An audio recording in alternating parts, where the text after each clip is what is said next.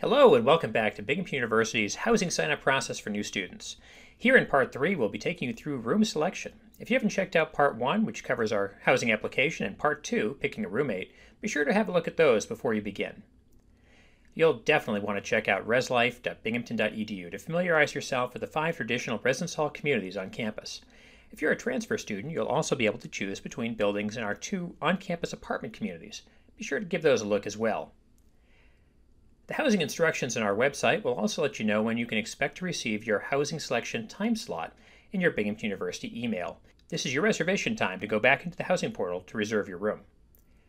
During housing sign-up, you'll find a link on the housing portal on the Residential Life homepage at reslife.binghamton.edu.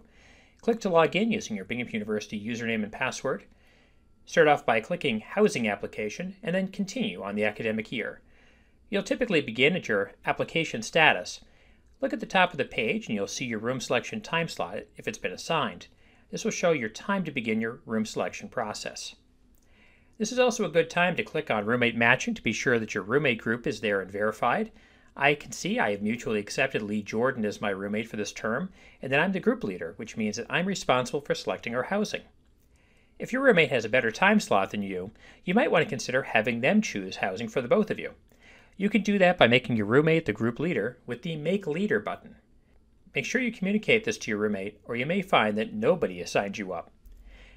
Since my time slot is currently underway, I'm going to click on Room Selection, or Save and Continue on the bottom of the Application Status page to begin. First up is your community selection. New students will see 5 residential communities. Transfer students will also see the apartment communities, Hillside and Susquehanna. Graduate students will need to choose Hillside Community. You'll only see rooms that match your gender. If you're gender inclusive, you'll only see gender inclusive rooms. We're going to start off by choosing Hinman College and clicking Select Community. Initially, you'll see all the spaces in the community displayed, 20 at a time, but we can narrow the list. Since I have a roommate I'd like to live with, I can set the room type filter to show only double rooms. Remember that each time you check off a box in the list filters, your options will become fewer. If nothing is displayed, uncheck some of your filters or start over. Remember, you can only house yourself and a maximum of 2 roommates in this process, so all suites in Hinman, College in the Woods and Mountain View, flats in Dickinson, and campus apartments are broken out into their bedrooms. You cannot request an entire suite, flat, or apartment during this process. Let's go down to the building list and find Hughes Hall. Checking off buildings on this list will show only the rooms in the selected buildings. Note that this list can be a little confusing as it's alphabetical by building, not community. You can use the community guide at the top of the page to remember which buildings are in which community. Hughes Hall is an all-suites residence hall, so here we have a list of available bedrooms. If we look at the card for each bedroom, we can see that Hughes O10B and O10C are part of Suite Hughes O10. Looking at the number beside the bed symbol, we can see that Hughes O10B has 2 beds, but we want to make sure they're available. Click Show Room Info to see the occupancy details for the room. Since Hughes O10 is a suite, we can actually see the occupancy information for the entire suite. Notice that Hughes O10A is fully occupied and that O10B and O10C have only 1 vacant bed each. You can click on the View Profile button to see roommate profiles of the existing occupants.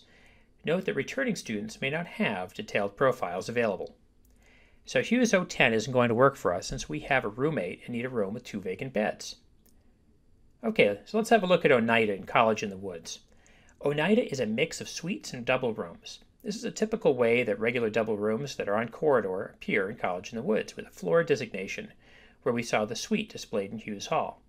And because College in the Woods is a mix of suites and corridor style, you'll also notice 1 bedroom from Suite Oneida 5V mixed in.